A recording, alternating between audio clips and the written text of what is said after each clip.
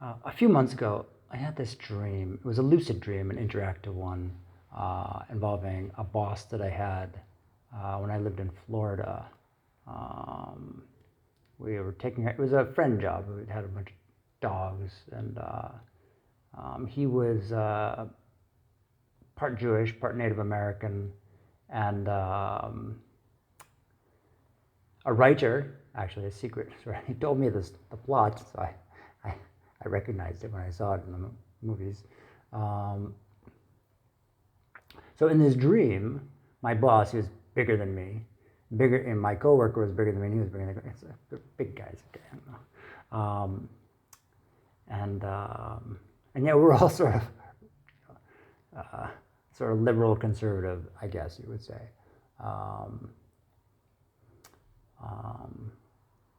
And I tell the story about all the activities before I got the job. I was living at his hotel, and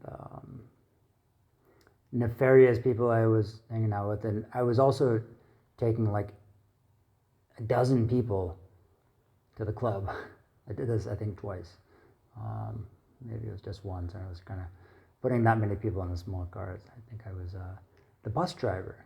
And when my boss, who was Jewish and proudly so, down in Florida, from the East Coast guy, would see the bus bombings in Israel, he was like panicked and stuff like that. Like, he was excited about it. Okay, he was a very sort of concerned person who gave me a job because we liked each other. Okay, and because I had a car, I think that helped a lot.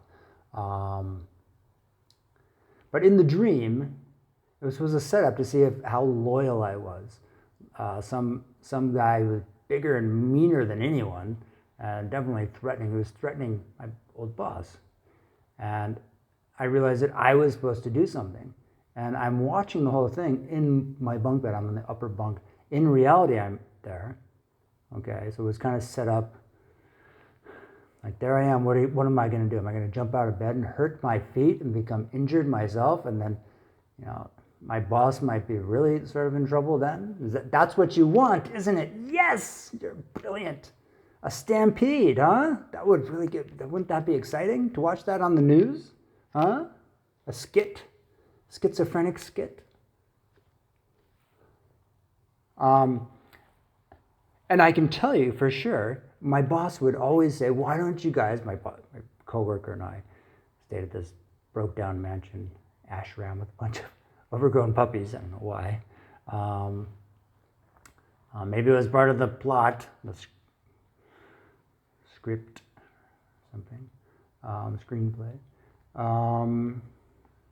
He'd say, yeah, get some girls, bring some girls back here. Because I think he knew that there would be peace in the world if there was love in the house, love and happiness. I think he just knew that. We were friends. We had charmed interaction. Guy from Boston, down in Florida, which is a friendly place, God willing.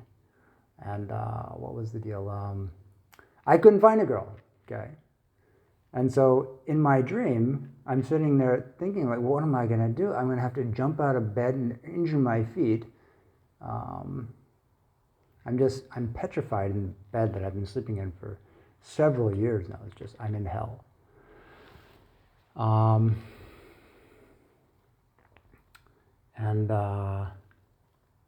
So I eventually, in the dream, I see him get hit by this big mean guy. Right before this, he's in the same little dorm with me, dressing up, real nice clothes, getting ready to go out, looking good. He's really humble, calm.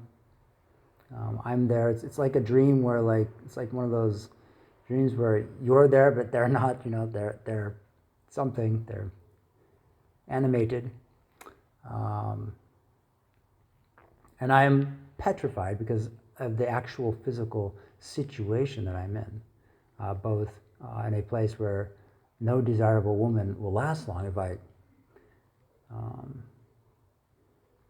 It just never happened in public for me. It was the time I ever met anyone. It was very close to her house, essentially, because my house was in a dangerous area. That's where I grew up.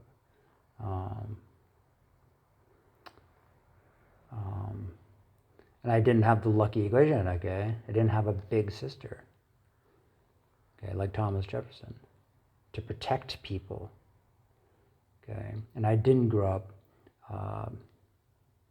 on the Mayflower or, the Baltimore auction block, South Africa, something like that. I grew up in the Wild West, and it was not a really Jewish type area. It just wasn't.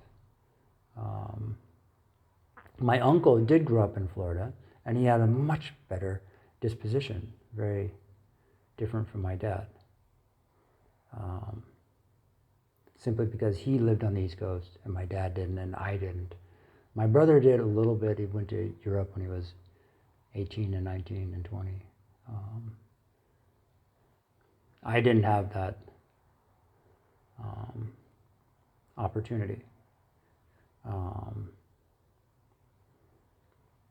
So the point is that without having a better half, there is always danger. There will always be casualties. There will always be terrorist attacks and random disasters and accidents,